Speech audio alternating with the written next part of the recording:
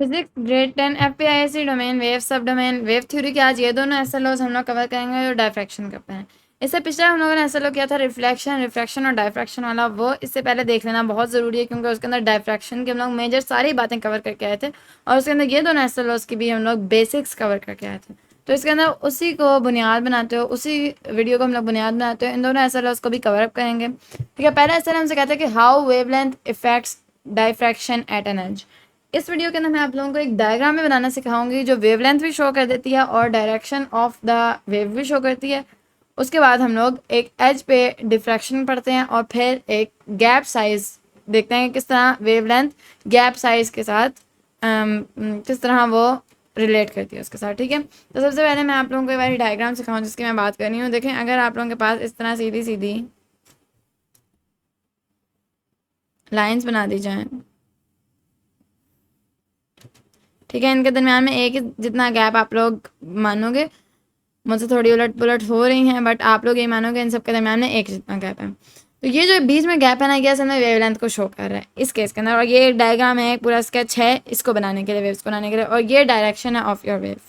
ठीक है, अब अगर एक एज के साथ ये टकराती है, ठीक है, अब एज आप लोग कोई भी ले सकते हो, ये आप लोगों के पास एक एज है, ये टकराती है।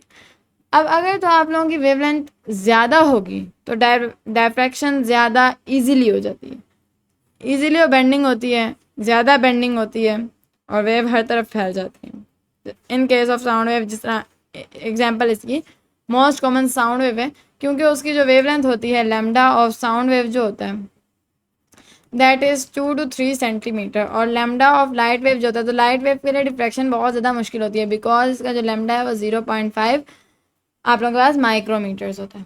ठीक है, ये आप लोगों की बात हो गई कि एक एज किस तरह डिफ्रैक्शन का इफेक्ट, एक वेवलेंथ जो होती है वो एक एज पे किस तरह डिफ्रैक्शन का इफेक्ट करती है। चूँकि इससे पिछली वीडियो के अंदर मैं ऐसे बहुत ज़्यादा डिटेल से पढ़ा के आई हूँ कि किस तरह कम वेवलेंथ वाली जो है वो ईजीली मुश्किल से डिफ्रैक्ट होती है, और जो ज़्यादा वेवलेंथ वाली वेव है वो एक एज पे किस तरह ईजीली डिफ्रैक्ट होती है, ये हम लोग उसमें पढ़ के आए हैं। तो मैं पहले वाले इस वीडियो के एसएलओ को बहुत ज़्यादा डिटेल से नहीं पढ़ाऊंगी। दूसरा एसएलओ वैसे इतना डिटेल वाला है नहीं, वो भी इतनी सी एक छोटी सी बात है जो हम लोग अभी समझ लेंगे। तो यहाँ पे अगर हम लोग इनका एक रिलेशन बनाएं तो ये कि जो वेवलेंथ है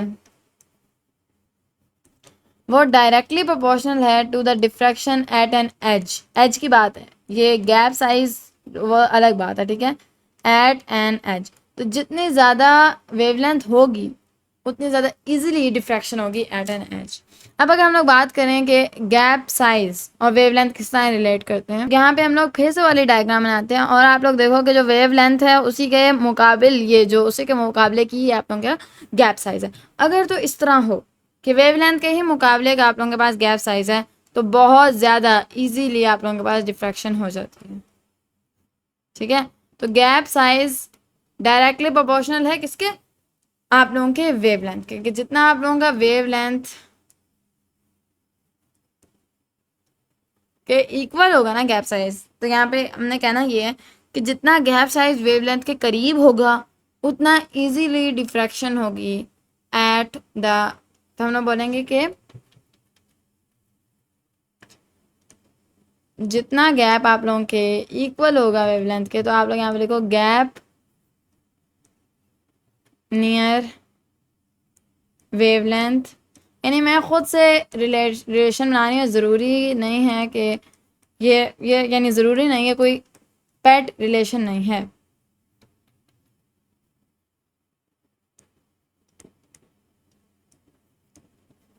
यानी अगर कोई गैप सिचुएशन होगी तो जितना गैप वेवलेंथ के नियर होगा उतनी ज़्यादा डिफ्रैक्शन होगी। मैं बात यहाँ ये करना चाह रही हूँ। अच्छा, आप लोग अब एक इस तरह का भी गैप बनाओ कि जो इतना नियर ना हो आप लोगों की वेवलेंथ के। जैसे मैं अभी यहाँ पे एक गैप बनाती हूँ, ये आप लोगों का गैप आपकी वेवलेंथ से काफ़ी बड़ा है। कितना बड़ा है आप लोग कह सकते हो 5 to 6 टाइम बड़ा।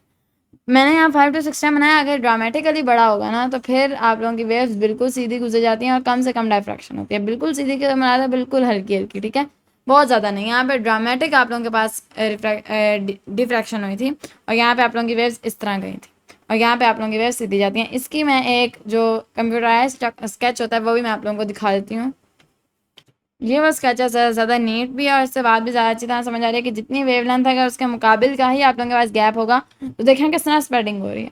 लेकिन अगर आप लोगों के वेवलेंथ से ड्रामेटिकली बड़ा है गैप तो स्प्रेडिंग नहीं होती या स्प्रेडिंग बहुत कम होती है। तो यहाँ पे हमने दोनों एसएलओस पढ़ लिया किस तरह गैप साइज और किस तरह आप लोगों की जो वेवलेंथ है ये डिफ्रैक्शन को एजेस और इस तरह के गैप्स के अंदर इफेक्ट करती है।